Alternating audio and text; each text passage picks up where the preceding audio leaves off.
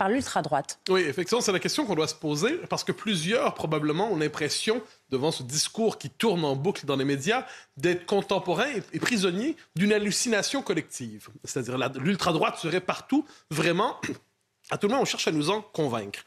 Alors, surtout après quelques semaines, quelques mois, on pourrait même dire, qui étaient marqués par les violences de l'ultra-gauche, mais les vraies que l'on voyait dans la rue. On peut penser à Sainte-Soline, mais pas seulement. On peut penser aux affrontements réguliers dans le cadre de la crise autour des retraites avec les policiers. On peut penser aux tentatives pour blesser les policiers et peut-être même les tuer. Lorsqu'on lance un cocktail Molotov sur un policier, c'est généralement pas pour lui faire du bien.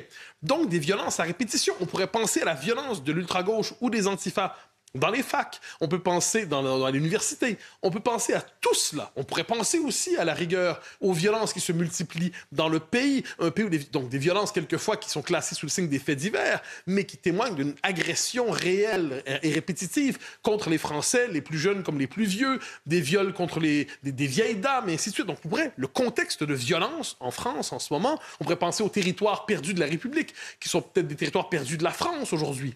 On pourrait penser à tout cela quand on pense aux violences. Et pourtant, depuis quelques semaines, depuis début mai en fait, la principale menace violente en France, apparemment, c'est l'ultra-droite qui surgirait de partout. C'est la version remixée d'un succès, d'un classique, qui est l'extrême droite progresse.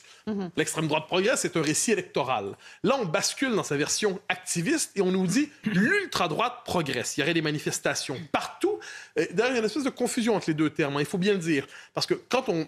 par exemple, Gérald Darmanin, voulant interdire les manifestations, dit d'extrême droite et d'ultra-droite. Mais quand on sait, je le dis souvent ici, tout ce qu'on met dans